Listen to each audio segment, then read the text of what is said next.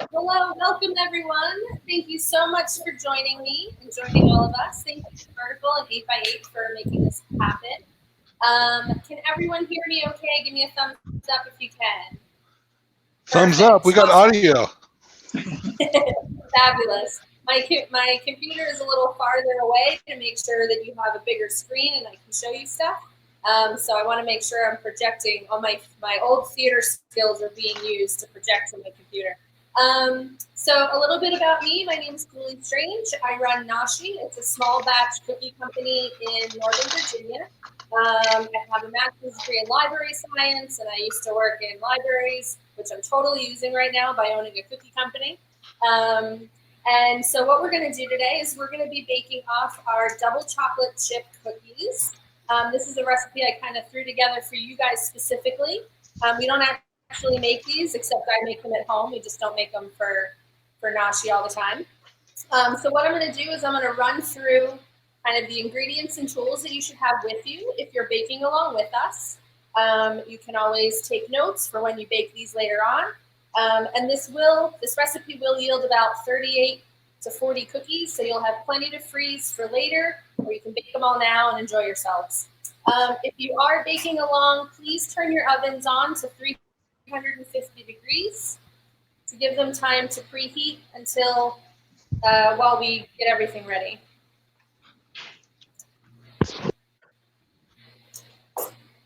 Okay. So what you should have in front of you is you should have a bowl for your dry ingredients, whatever size is your preference. I always say go for a larger bowl than you think you're going to need because inevitably it's just the right size. If you're using an electric mixer, you'll have your mixer and your mixing bowl ready, and we'll be using a paddle today. If you are doing this by hand, you'll just need another bowl and a very sturdy spatula or very sturdy spoon to hand mix all your stuff. You're going to need a 1 cup dry measure and a spoon or a scoop of some sort. You'll need a tablespoon dry measure, and you'll also need. So here's where I messed up in the paperwork that you have, and I'll send out an updated one to Rebecca so you guys get it. Not a 1/4 teaspoon baking soda and salt, but a 1/2 teaspoon. I had to reconvert all of my ingredients from weight back to volume, and I definitely messed that one up. So it's a 1/2 teaspoon that you will need for your baking soda and your salt. Have a couple of small bowls handy. Definitely for your egg, I recommend cracking it into a separate bowl before you add it to the mixture. You will need a whisk or a fork to fluff up and combine all of your dry ingredients. Let's see what else. Spatula to get all the goodness out of your bowl and to mix it up if you're doing it by hand. And I think that's it for tools. Oh, no, it's not. You will need either some spoons or a cookie scoop. This is about 2 tablespoons worth of a cookie scoop if you're doing this if you're going to be scooping by spoons, which is also fine. And you will need a preferably light colored pan. If you don't have it, that's fine. You'll have to monitor your cookies a little more than most. A light colored cookie pan prepared with parchment. If you do not have parchment paper, not a problem. Don't grease your pan. Just make sure it's nice and clean. Why would the color of the pan matter? I'm very glad you asked that. So with a dark colored pan, which I used my entire life until I got to grad school, a dark colored pan will cook the cookie bottoms faster and not as evenly. So you'll have darker bottoms, but they're still not quite done on the top. A lighter cookie pan doesn't absorb as much heat, and so everything cooks a little bit more evenly. It's kind of like when you're standing outside in a black shirt in the summertime versus a white shirt, you overheat faster. Kind of the same concept. Well, I think it used to be a light pan. There's a little bit of evidence that it used to be a light pan. Yeah. Oh, I'm going to send you some new pans. And I love to tell everyone, especially my friends who buy fancy schmancy baking gear, if you're spending more than like $10 on a sheet pan, you're spending too much money. Okay, so we're gonna start with our dry ingredients. Actually, before we do that, is everyone copacetic? Are we good to move forward? Yeah, awesome. Okay. So we're gonna take our dry ingredients. I've already pre-measured the flour because we get it from a giant box. But I wanted to tell you a little bit about measuring flour. This is not something I learned until I was getting ready to start a cookie company. I had to relearn what I learned about baking, and then I got to reteach my dad how we really do it. So when I was a kid, we would take our measuring cup if we needed a cup of flour and just dive right in and level it off. There's a problem with that, and I'll show you in a second. So the proper way to measure flour, if you're not going to weigh it, is to take your measuring cup and a scoop or a spoon and just gently put it in there. Don't pack it in. And then when you have a nice little mound of flour, almost there, a little bit more, then you level it off. The reason you do this, I'm going to try to show the screen nice and close. If I were to pack this down, there's room for like a quarter cup more flour. So if I have a recipe that calls for, say, 2 cups, which this one does, I've put a half a cup more flour in my recipe than I need to. So make sure you're fluffing your flour and then scooping it into your measuring cup and leveling it off first.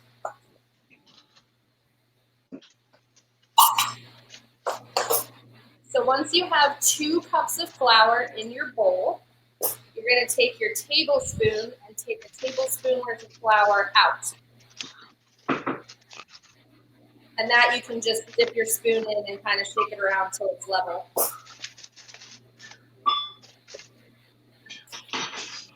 If at any point you have questions, feel free to ask, or if I'm going too fast, let me know. Raise your place. Yeah, we're in your bedroom. They're spraying. They're spraying. Say hi to Fran. All right, two cups, and then take a tablespoon out. Correct. There you go. That's Dave Michaels. Hey there.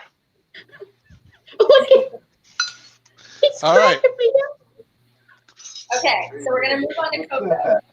So whatever cocoa you use, we're going to take our tablespoon and take 3 tablespoons of cocoa and stick it in with our flour.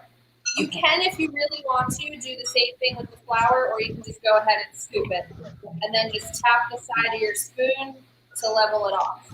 Now the recipe just says cocoa powder, but I think there's no such thing as sweetened cocoa powder, right? There is. There's unsweetened, there's sweetened, there's Dutch processed, there's a whole bunch of different things. So what kind of, it doesn't matter what we use? Not this first time. You may find that you prefer other things later on. I see you're trying to show me something. What do you got there? Mine says baking cocoa. Yeah, it should be fine. Okay. Hershey's cocoa's good. Yep. Yep. Perfect. And how many? 3. We're gonna do 3 tablespoons. Yep. And it's okay to put the spoon in there. I'm not gonna get in trouble like my flour. No, not at all.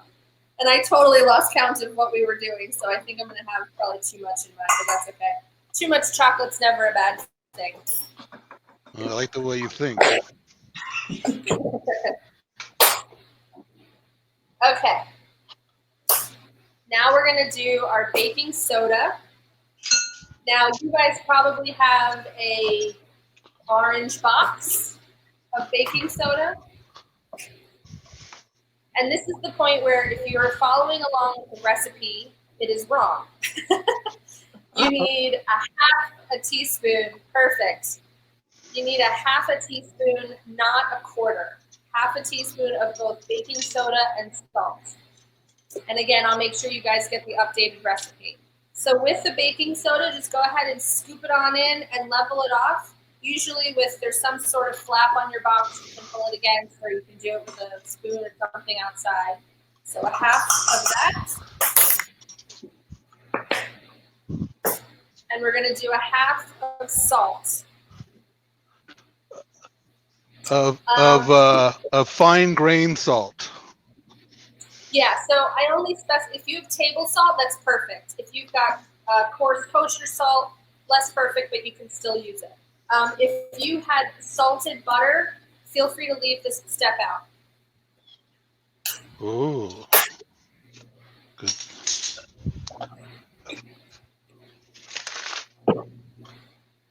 And one of my favorite parts, which I don't often get to do because we make such large batches, is I'm going to take my fork or my whisk and go into the bowl and just kind of combine everything until it's all one nice color.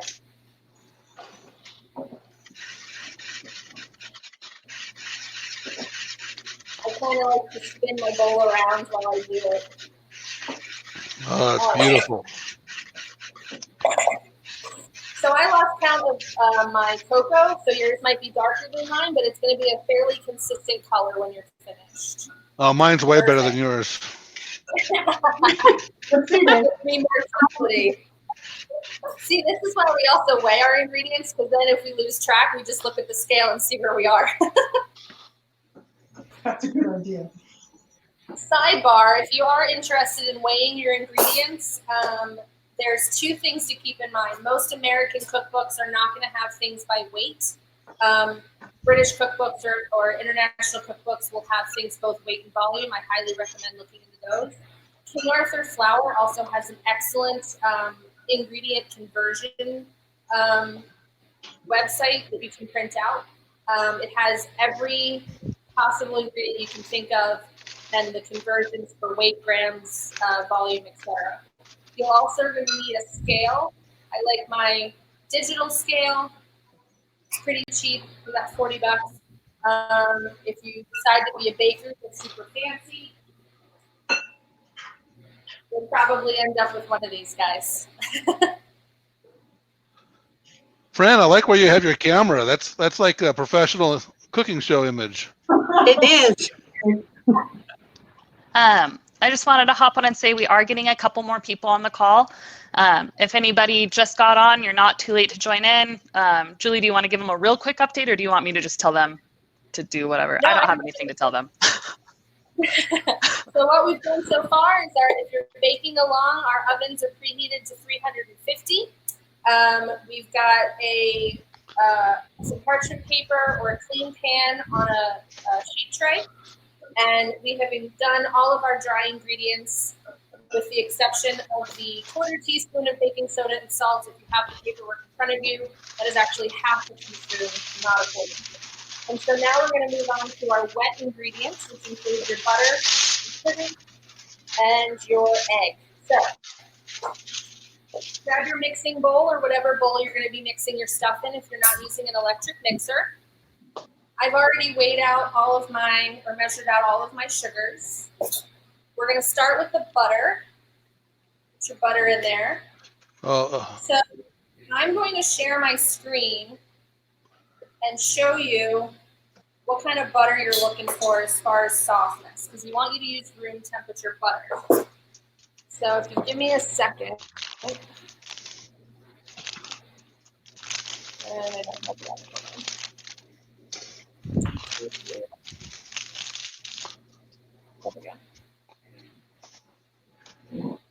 Sorry guys, I have it ready to go. There we go. Okay, so you should see 3 different pictures of butter right now. The top right-hand side is Hold butter on one is, second, Julie. I can't see your screen all of a sudden. I saw it when we tested it earlier, but I'm not seeing it now. Oh, Yep. okay. We So can't no, see it either. Let me try this again. Yeah. Oh, there's my face. Okay. How about that? No, it's still just a blank screen. Is the it's hard to troubleshoot from here.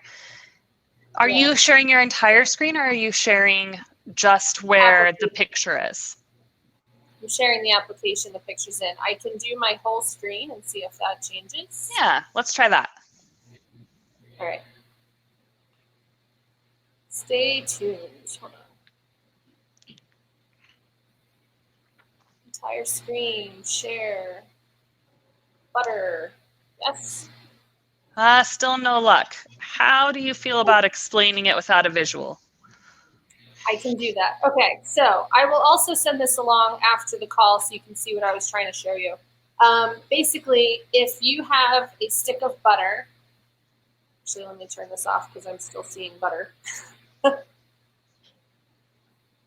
There we go. We See see my you again. Hold it up. Okay, perfect. I can't hold it up because it's on my computer. I don't have a version of it in print. Anyway, so your butter, if it's too cold, you'll push a spatula into it and it won't go anywhere. There'll be too much resistance. If your butter is melted or liquefied in any manner, it's too warm. What you're looking for is butter that you can push a spatula into in its stick form, and it will hold its shape, but you'll be able to get through it. If you left your butter out on your counter overnight, it should be perfect, unless you keep your house at 50 degrees. Likewise, if you keep your house at 80 degrees, it might be a little too warm. So, are we good on butter? We've got all our butter ready to go? Okay, I'm going to move on to sugar. We're going to add our brown sugar. Brown sugar is not like flour. You want to go ahead and pack that into your measuring spoon. My favorite part as a kid making cookies was basically that the brown sugar would come out in the shape of the measuring spoon. So we're going to add our brown sugar to our butter mixture. We're going to add our granulated sugar, which is half a cup, to our 1 cup of brown sugar and 1.5 sticks of unsalted room temp butter. You can use brown sugar, dark or light for this. I always prefer dark just because I like the more molassesy notes in my cookies, but it is up to you. Both are perfectly fine. Yes, the notes. I like the notes. I'm going to put this in my mixer. First. You said the spoon, but it's a cup of brown sugar. I'm sorry, yes, measuring cup. 1 cup of brown sugar and half a cup of granulated.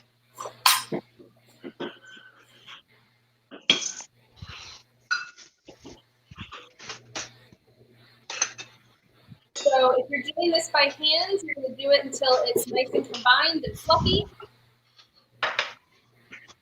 And if you're doing this in an electric mixer, make sure to scrape down your bowl and your paddle, because butter will inevitably get stuck in the paddle, and you want to make sure to incorporate all of it. Can we put the egg in now? I'm sorry? The egg. It goes in now. The egg's going to go in once your butter and sugars are creamed together. Yes, absolutely. Gotcha. That is our next step. If you're not the greatest at cracking eggs, feel free to crack it in a separate container and then add it on in.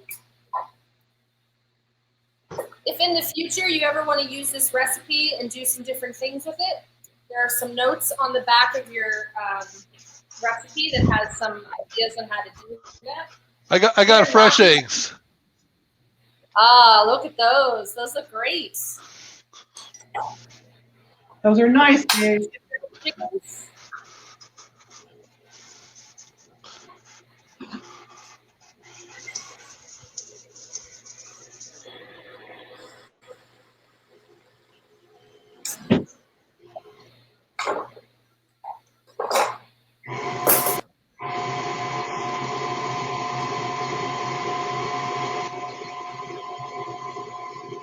Now our next step is going to be to put our dry ingredients in. But make sure you You're going too fast here. You're going too fast. My make sure egg. you get all your butter and sugar mixture off of your paddle.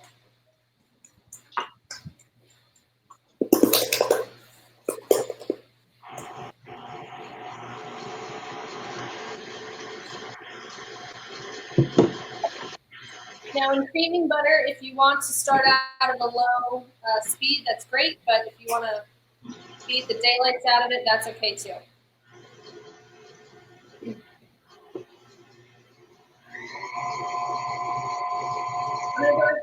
Your recipe doesn't call for you're not asking for vanilla.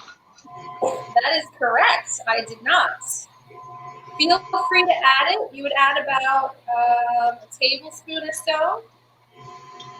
Sorry, a teaspoon. You'd add a teaspoon if you'd like to add it. I don't think it needs it.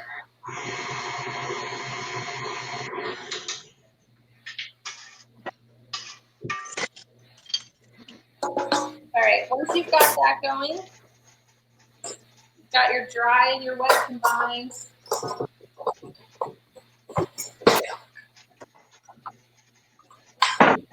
I actually forgot to measure my chocolate chips, so I'm going to go grab those now.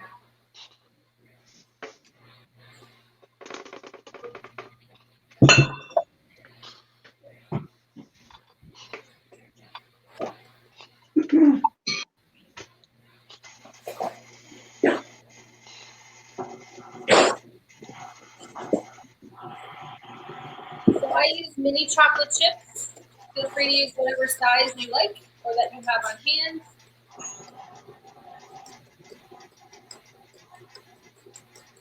Oops.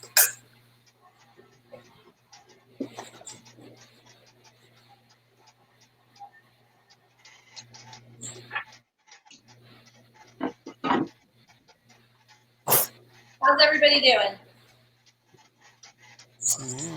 Good.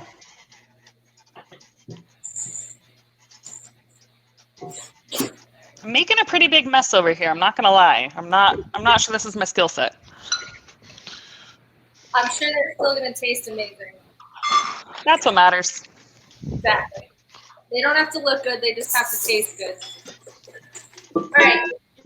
You're already at the chocolate chip adding stage. Go ahead and add those. Do your final mix to combine everything. Are we folding in the chocolate chips or mixing them? You can mix them in. You can, yeah, whatever is your standard way of doing it is totally fine. This dough is pretty sturdy, so if you mix it versus fold it, it's not going to make a difference. If you do mix it, just make sure it's on a lower speed. And keep an eye on it.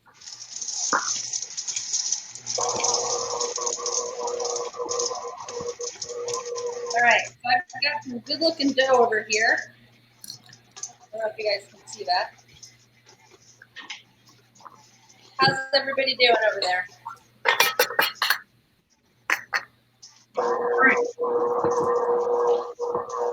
What step is everybody on?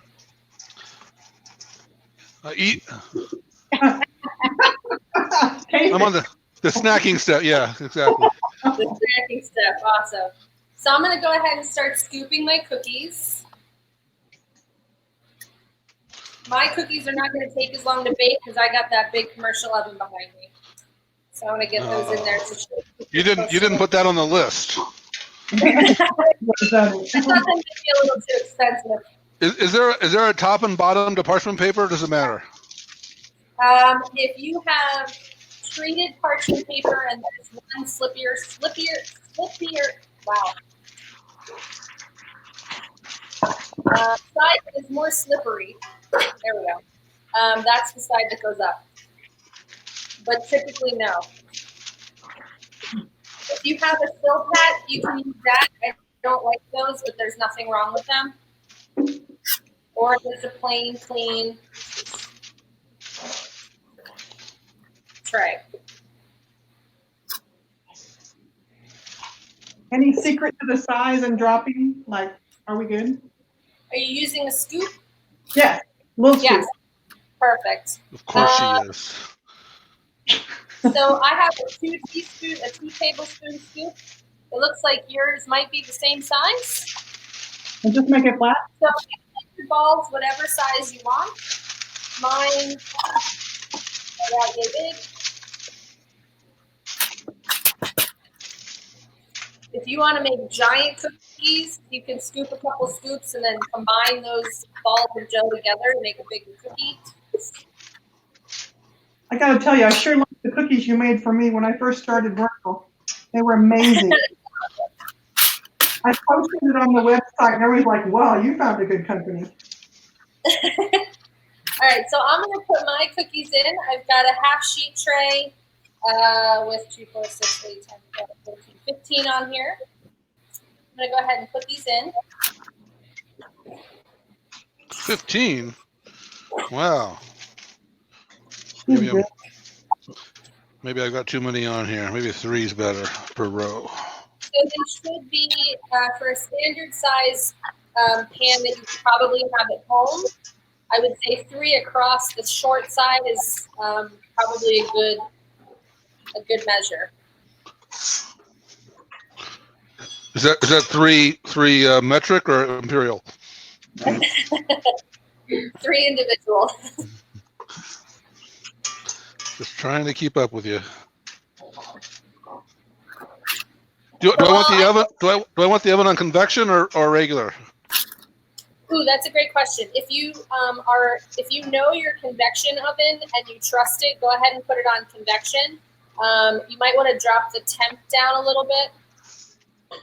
Like maybe you can either drop the temp about 10 degrees, or you might add a couple more minutes. I'm trying to remember everything I know about non-commercial convection ovens. Either way is fine. Whatever you prefer, whatever you usually bake with is great. How's the dough taste? Yummy. Licking It's the dough is the best part. The dough is dark, which it's going to be double chocolate. So while you guys are finishing up that, I will tell you a couple of secrets. So usually if you're making a chocolate cookie, you're not going to be using any brown sugar. I really like the dark molassesy notes with chocolate. So I made this basically our regular chocolate chip cookie and just substituted some flour for some cocoa powder. If you want to make this recipe regular chocolate chips or a base cookie to add nuts or sprinkles or butterscotch chips or whatever you want, you can do so. Just take the amount of cocoa powder, the 3 teaspoons, and make that back into flour. And then you'll just have a regular chocolate chip cookie or a regular whatever cookie you want to make. You can also experiment with flavorings instead of add-ins. So if you wanted to add vanilla, or if you wanted to take the chocolate out and add almond or orange or really any flavoring you want, you can do that as well. This is a very versatile recipe. Can you put nuts in this without modifying it? Yeah, you can add nuts right away. Absolutely. Ooh, that's good. What do you recommend? I prefer pecans in my cookies. I don't really like any other cookie with nuts that's not pecans, with the exception of the Italian pignoli cookie, and that is covered in pignolis, or pine nuts rather. All right, I'm gonna add pecans in. But what do you think about a cup? Or well, I've already got a batch in the oven, so maybe just a cup now. Yeah, you can eyeball it. If you start to have more mix-ins than dough, you've got too many mix-ins. I mean, that's subjective.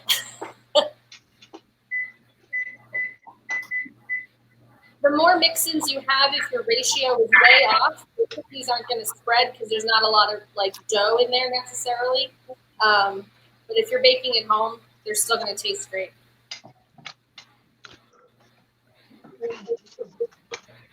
How's everybody doing? I'm baking at home now, but I'm going to open a bakery, man. This is good. Where do you live? You can come work for me. Yeah. I live near Fran. I'm gonna go work for Dave. Well, if you're ever in the Northern Virginia area, feel free to stop on by. I'll push you to work. Okay, so as you are putting your cookies in the oven, you need to be aware of the fact of life that ovens will lie to you, regardless of what they say. Everybody lies to me. So a good oven thermometer is very good. If you don't have one, you're going to be eyeballing these cookies. So ours are about 2.5 minutes away from done, and you'll be able to see what they're supposed to look like. Actually,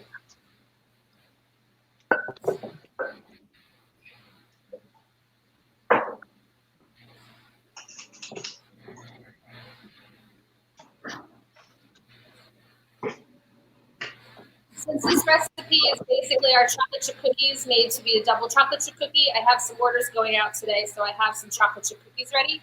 You're looking for that nice little crackle on the top to let you know that they're done. Depending on your oven, these are going to take about 10 to 12 minutes. It might not take that long, so I would always say if a recipe says 10 to 12 minutes, set it for 7, take a look at it, add more time as needed. Obviously, since I look at cookies all day, I know what they look like when they're done or not. If they jiggle when you shake the tray, keeping firm hold of the parchment so it doesn't go flying, they need another minute or 2. I should have asked this earlier. Anything different about high altitude with these? Yes, but I don't actually know. I just know that there can be a difference. The answer is definitely yes, Fran. But I asked a little too late. Yeah. I've always baked at sea level, so I'm not 100% on actual how that works. Baking at sea level is dangerous because you electrocute yourself with the mixer and the. Oh dear.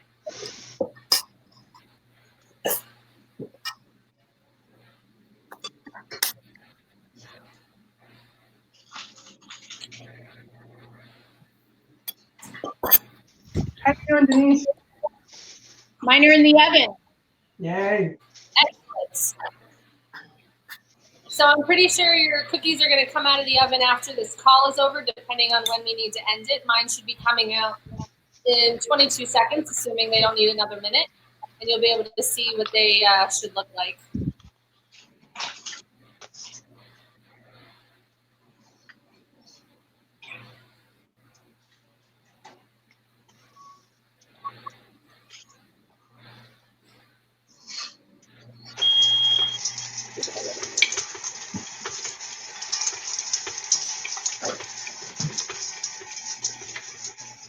They need another minute. So another way you can tell if your cookies are done, if you gently touch the top and it feels kind of liquidy and not firm yet. Firm's not the right word. If it still feels kind of liquidy and like it loses its altitude and falls back in on itself, it needs more time. If you're touching it and it's hard, it's going to be even harder when it comes out of the oven because they continue to bake a little bit as they cool down. So you want it to just feel like the top is getting pulling together, but the inside still feels a little mushy. Sorry, I'm not the greatest at explaining that. I know it all by sight. It's like it's squishy on the top still. Yeah, if it's still squishy on the top, it probably needs a little bit more time. Or if you do the shake, you're looking for like a Jello shake and not a water shake.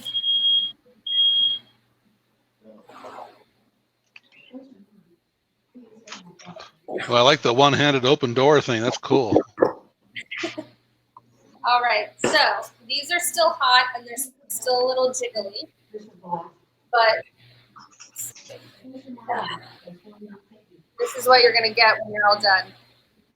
You see the nice little crackle.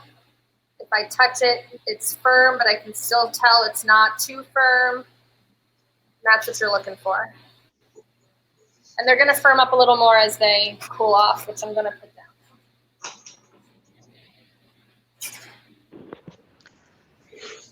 Hey, Julie, I saw in your directions that you said you could add in things like orange zest or sprinkles or anything like that. How do you know how much to add in of things like that?